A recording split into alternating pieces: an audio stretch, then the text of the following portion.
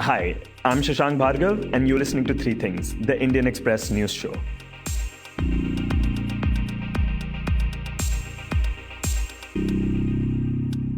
In this episode, we will talk about the Assam gas leak, the damage it has caused, and the challenges in trying to contain it.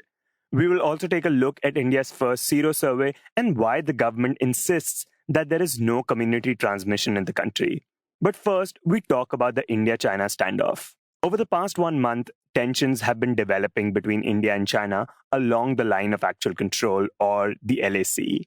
The Chinese have made transgressions into what India believes to be their side of the LAC. Reports say that in some areas, large number of Chinese soldiers and military equipment has been amassed, with heavy armor and artillery guns which have Indian army posts in their target range. But more recently, there have been reports claiming that things have started to de-escalate between the two sides.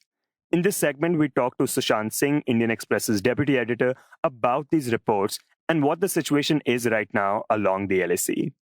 Sushant, from a number of reports, we understood that the Chinese have made transgressions along at least three areas of the LAC: the Hot Spring area, the Galvan Valley, and most significantly in Pagongso. There were talks that were held between the two army commanders of the two countries last week, and now there have been reports that things have started de-escalating and that Indian and Chinese have started moving back from some areas. Could you talk about to what extent do we know these reports to be true, and what is the situation along the LAC right now? So, as we know that talks at the corps commander level, at lieutenant general level, had taken place last Saturday at Chushul, Moldo, the place on the border between India and China, on the Chinese side. And the talks went on for six and a half hours, where the Indian side wanted the status quo and it to be restored. There have been some reports that there has been de-escalation, a little bit of de-escalation, not disengagement. So, firstly, these are very specific terms. Disengagement means that the forces which are face to face have gone away from that situation. That no longer there are forces which are deployed face to face. That is disengagement. De-escalation is when the quantum of forces and in terms of equipment as well as the manpower has come down significantly. So to be fair, since those talks till now, there has neither been de-escalation nor disengagement. What we have seen is that both sides have retreated a bit. This is the militaries of both sides at certain places, at patrolling point 14, patrolling point 15, at patrolling point 17, they have retreated a bit. It is not really that the Chinese or the Indian forces have disengaged completely or they have de-escalated. It is not that the Chinese forces which were in the depth, they are believed to be 7,000 to 8,000 troops, Chinese troops, which are in depth along with artillery guns, armored equipment, air defense equipment, radars, etc. They have not withdrawn. The Indians would want them to withdraw. Similarly, on the Indian side, there's a large number of equipment and troops which are deployed in the rear. So when I say rear, they may be 10, 15 kilometers behind the actual border or behind the actual face-off. The fact that the range of these guns and these equipment is such that the other side is always within their range. So in a process of de-escalation, the Indian side would want these forces, this heavy machinery, heavy equipment, to actually go back. That process has not yet started. This is on the agenda. And of course, the primary thing that the Indian side wants is the restoration of the status quo as on April, when the situation erupted. That is essentially what the Indian side is asking for. Even before the corps commanders met, there had been 3 rounds of meetings between major generals, and there were n number of meetings between brigadiers and colonels on the ground. On Wednesday, there was a meeting between the major generals again at a place called PP14, Patrolling Point 14. And it is there that it was expected that certain decisions would be taken or certain processes would be arrived at. We are being told that more such meetings at a slightly junior level, at the level of brigadiers and colonels, would now be taking place. And then we hope that some processes could be arrived at. And what about the Pangongso area where we also know that the Chinese have transgressed? What is the situation there? So, as far as the Pangongso Lake is concerned, as you just mentioned, there are no talks going on. The Chinese seem completely unwilling to talk after they have altered the status quo in the area. And it is believed that it would be taken at the highest level, that is the corps commanders level militarily, as and when those talks are next scheduled.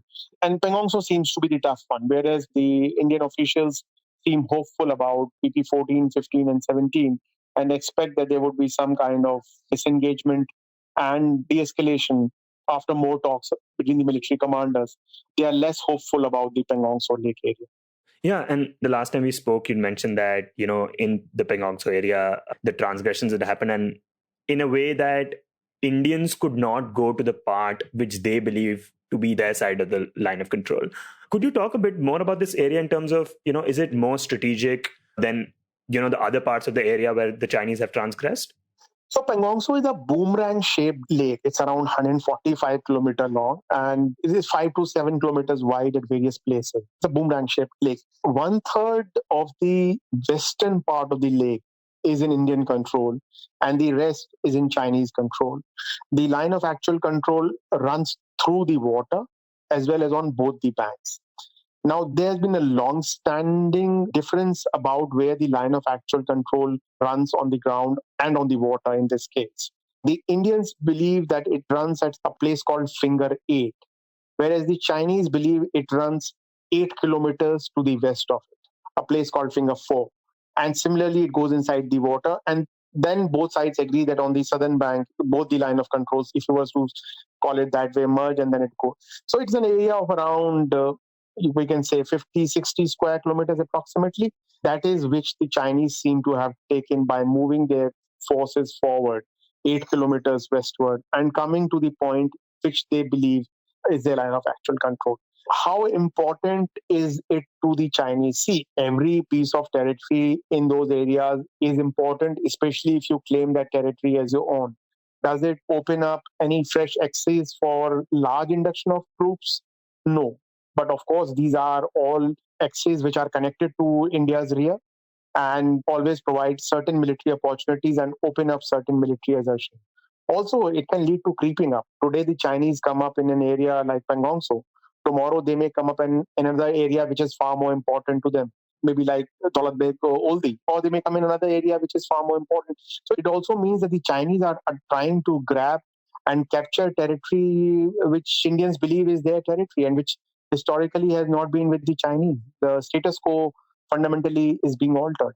Sushant, the other question I had was that considering we share such a huge border with China, how hard is it for India to keep track of where all the Chinese troops could be? See, the Indian troops are deployed much far forward compared to the Chinese troops. Chinese troops are much farther behind because, we have poorer infrastructure, because of historical reasons, we are deployed far ahead.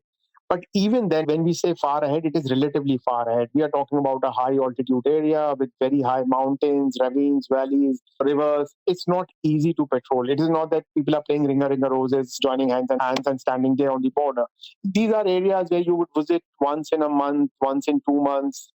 It's essentially, you can either monitor them using modern technology, whether it is by satellites, whether it is by UAVs, drones, etc. Physical monitoring by presence of soldiers all the year round is very difficult to do. There's a military saying mountains eats troops, and we are talking about serious mountains here. They would actually eat up troops. You would have to deploy, I don't know, maybe 10 times, 20 times the soldier to even increase to a reasonable degree. As we have seen in the Kargil Dras sector before Pakistani army came in 99 and captured those territories, Indians would patrol them very infrequently. That allowed the Pakistanis to come in and sit in there during the winters till the time they were detected in Assam. And since then, Indians have moved a certain quantum of troops there so that those mischiefs are not repeated. But if Indians were to move larger quantum of troops on the line of actual control, firstly, they would have to find those troops. Secondly, there would be a logistics commitment to those troops you would require to supply them, keep them up there. And it would impose a heavier burden and probably get an equivalent response from the Chinese side. So, to answer your question in brief, yes, it is very difficult to monitor every single kilometer of the territory of the border. But yes, you do come to know when the Chinese have come in for various reasons because you know where they usually come in, you know how they come in, and there will be some telltale signs, etc. So there are patterns which you detect, and based on those patterns, you know. So one of the reasons Indians were surprised this time was that the pattern was in some sense broken in the Galwan Valley area and in the Hot Spring area. Those are not the areas where the Chinese would come otherwise. So it's essentially by detecting patterns and by knowing how the Chinese would operate that you would come to know where any ingress has happened. Next, we talk about the Assam gas leak. On the morning of May 27, a gas well owned by the Oil India Limited in Upper Assam experienced a blowout. The well, called the Baghjan 5 after the blowout, started releasing large amounts of natural gas in the area. The gas flowed continuously for 2 weeks, and then on the 14th day caught fire.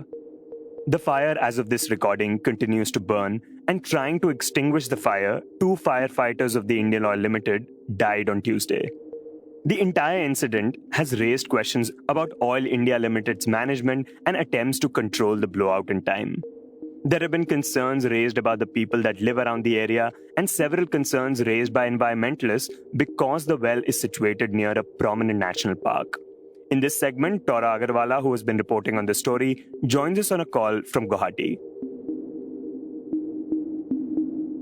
Tora, what do we know about how the blowout could have happened, and how come the Oil India Limited could not manage to control it for 2 weeks? So this gas well which experienced the blowout, this was drilled in 2006. And according to oil, this is one of their best wells and it's a very prolific reservoir. But since it was several years old and since it wasn't a high producing well currently, that is why the company decided to test a new spot at another depth in the same well. So essentially, that meant that they were looking at a new spot to drill in the same well. And to do that, what one has to do is they have to kill the well. This basically means that they have to stop production in the current well. And to do that, they basically did two things. One was they put in brine solution to sort of reduce the pressure of the gas which was coming out. And second, they also made a cement barrier or a cement plug. Both these steps ensure that, the gas wouldn't come out and it would put a cap on the producing zone. So after they did that, they didn't immediately start drilling for the new perforation. So they were waiting for some time. And, while they were waiting, they decided to service another part of the well. During the servicing, one precondition to service is that you have to take out something called a blowout preventer. Now, this device is key in preventing blowouts. So as long as this device is in place, it's basically a deterrent to blowouts. But since the well was being serviced, they had to take the blowout preventer because, as I said earlier, that's the precondition.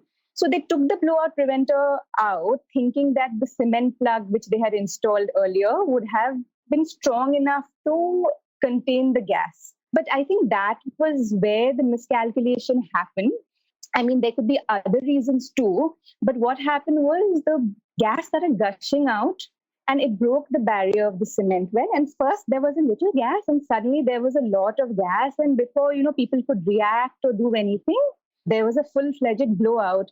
And, videos from that time, you can see people running away from the well when the blowout happened.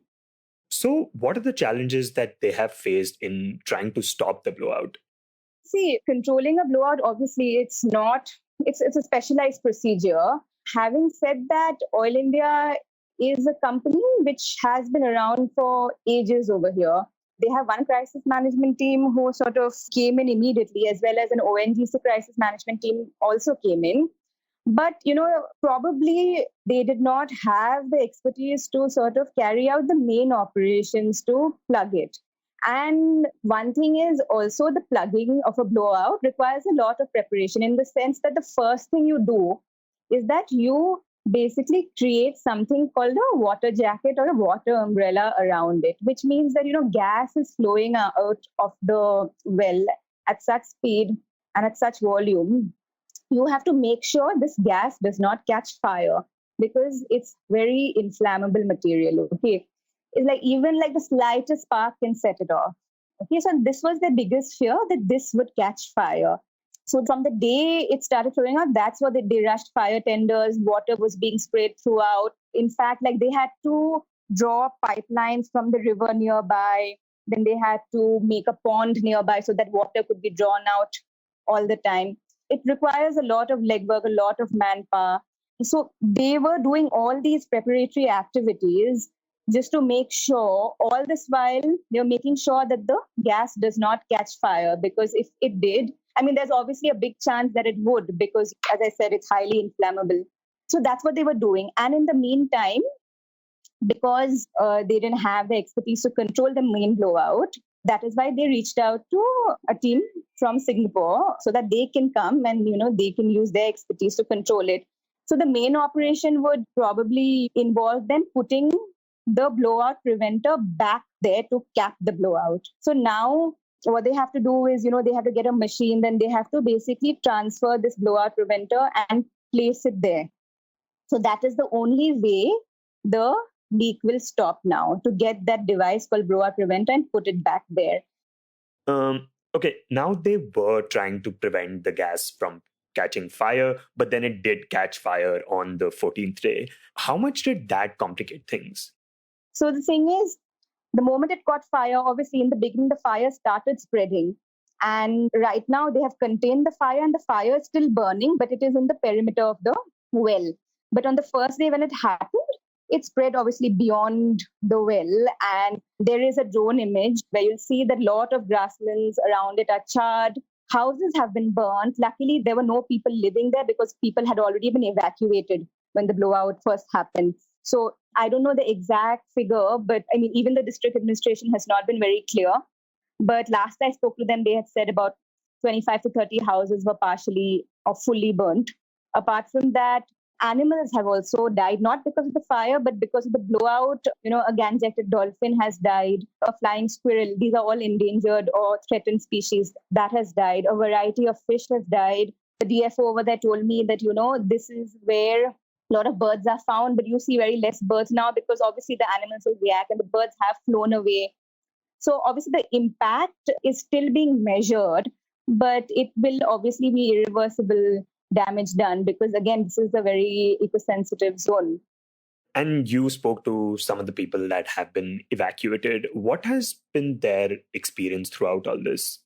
See, right now, there are 7,000 people in 12 relief camps. And obviously, I mean, the whole psychological trauma of, moving away from your home, and that too so quickly because of a disaster like this, that's playing on their mind. Many people have gone away to their relatives' homes. Like I spoke to a man who is in the relief camp, but he sent his wife and kids away to their relatives' place. So he was telling me yesterday how he went back to his house to see what was happening, and his house is located very close to the well. And he was saying, when I went to my house yesterday, my windows are still vibrating, from the sound from the blowout. And he said, I don't know where my cows are. My hens were there, so I just fed them, but I came back again. So obviously they're very worried. The government has announced 30,000 rupees of compensation. They've said this is the immediate compensation. So there is a possibility of it being increased later. Apart from that, the villages in the immediate vicinity, which is Bagjan, they have been evacuated. But there are a number of other villages which are a little away, but, as impacted. They haven't been officially evacuated by the administration. So they've been living there in their homes through the blowout. But, when the fire was reported, they got really scared, obviously thinking their houses will be burnt. So they just took whatever they could. They grabbed whatever they could and they started running out. Right now, I think Oil India officials, administration, they're all trying to sort of rehabilitate people and also give them compensation. And we also had 2 firemen who died trying to extinguish the fire. What kind of compensation has been provided to their families? So there were 2 firemen. One was Durlav Gogoi, and he has worked in oil for, say, maybe since 2007. And he was 35, and the other was Tikeshwar Gohai. He has worked for almost 3 decades with oil, and he was 55. So based on the years of service, Tikeshwar Gohai has been given 1 crore and Durlav Gogoi has been given 60 lakhs. Apart from that, they also will be laid to rest with state honors. And I think they're also going to be given some bravery award. Also, their family members, 1 person is eligible for employment with Oil India. So they have been compensated. And you'd mentioned that this place is in an eco-sensitive zone. It is near a prominent national park. What kind of concerns have environmentalists raised about this? Yeah, I mean, obviously, because it is so close, the well is at a 900-meter aerial distance from the Dibru-Saikha Park. That is a hotspot for many birds, many animals. Feral horses is one thing which is very famous over there. The wetland, which is called the Maguri Motapung Bill, That's a birding hotspot. You'll find a lot of birds over there. In fact, tourists, serious birders come there to look at birds. So obviously the environmentalists are raising those issues because, the impact of all this is long term. I mean, apart from the one or two animals dying, I mean, if they lose their habitat, if the grasslands disappear after the fire, will they ever come back? And also it's a whole ecosystem, right, which gets suddenly disrupted because of this huge disaster. And the thing is, technically, as per the eco-sensitive zone notification for the national park, oil is technically, on paper, they're on the right because the wells have not been drilled in the eco-sensitive zone. They've been drilled outside it, okay? And these boundaries have been drawn. Usually an ESZ boundary is usually 10 kilometers, okay? There's a buffer zone of 10 kilometers. But for this particular park, the boundary varies. At some points, it's even 0 kilometers, and some points it's 8.7 kilometers. So this boundary has been drawn after a lot of debates and a lot of discussions. It took some 5-6 years for this boundary to be notified because oil had certain requests, because this area is very rich in oil and they wanted to drill more. So that is why the boundary is basically drawn, taking in oil's requests. That's why it's quite close to the national park. And now when the blowout was reported and, the gas basically comes in contact with the water and forms into condensate, which is basically this thick, oily substance. And that has flown, I think, right into the national park as well. So because the gas is flowing and air is the medium which is carrying it, so these boundaries and all right now, they don't matter at the moment because, it's traveling right into the national park. Like it's affecting, like it's fallen on leaves. It's fallen on, I think, to a radius of 5 kilometers, people can find condensate in the backyard of their houses and their plants. And obviously on the wetland also, it's full of this thick, oily condensate. And so what do the experts have to say about the bottom line of this? Could this have been avoided? See, the thing is, the oil is doing a probe into it right now, and they're trying to find out why it happened. In the meantime, they have suspended 2 officers, and many experts have told me that they could have probably reacted quicker to it. And also, I think what is really highlighted here is oil's, lack of knowledge or expertise to deal with a situation like this. Because if you look at it, this has happened before. Blowouts are not an alien concept. I mean, obviously, no one, expects it to happen the next day or happen right. No one can sort of predict a blowout. That's true. But it's not something which has happened for the first time. Like it happened in a big way in 2005. And, that was a big disaster. It took so many days to control. They again had to rope in foreign experts for that too. I mean, 15 years have passed since. So it's quite telling that till now, they didn't have the expertise to react on time. And in the end, we talk about India's first sero survey. Yesterday, the government, while addressing a media briefing, announced the result of India's first sero survey. Here is the Director General of the Indian Council of Medical Research, Balram Bhargav, explaining what a sero survey is. A sero survey, we collect blood samples from a general population and test them for IgG antibodies. And if the antibody test is positive, it means that the person has been infected in the past. And what do we expect from these sero surveys? We expect to see the percentage in the general population, who is at a higher risk of getting infection, which are the areas which need more contained efforts, which need to be strengthened. And the objective is to provide scientific guidance from time to time.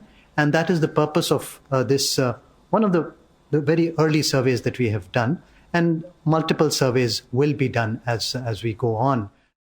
The survey, he explained, was conducted in 83 districts, covering around 28,595 households and 26,400 individuals.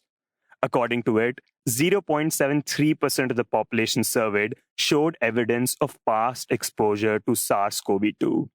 The results also showed that the urban slum population was most vulnerable to the spread of the virus, followed by urban settlement.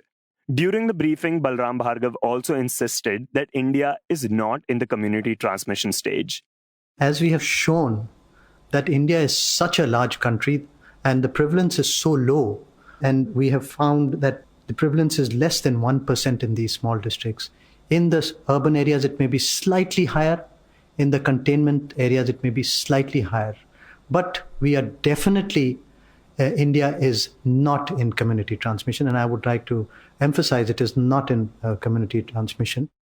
These comments come 2 days after Delhi Health Minister Satinder Jain said the source of COVID-19 infection in 50% of the cases in the national capital was unknown, and that it was up to the center to declare whether the city had entered the community transmission phase.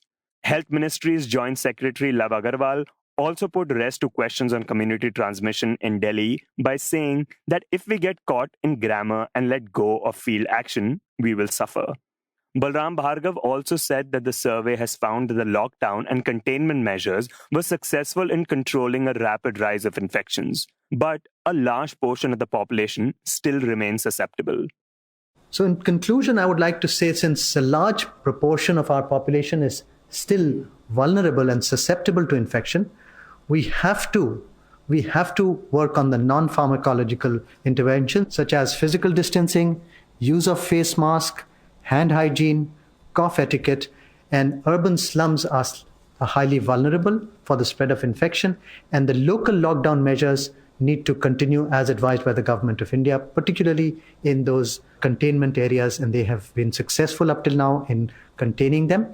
And the high-risk groups of our population, that is the elderly, people with chronic morbidities, pregnant women, children below the age of 10 years, they need to be particularly protected, and efforts to limit the scale and spread of the disease will have to be continued by strong implementation of containment strategies by all the states.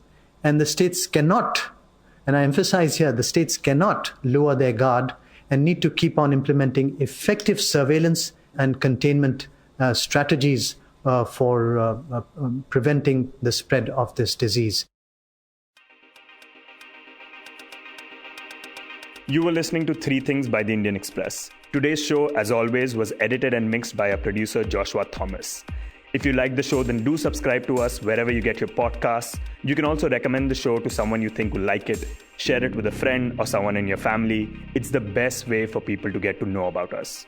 You can also tweet us at Express Audio and write to us at podcasts@indianexpress.com.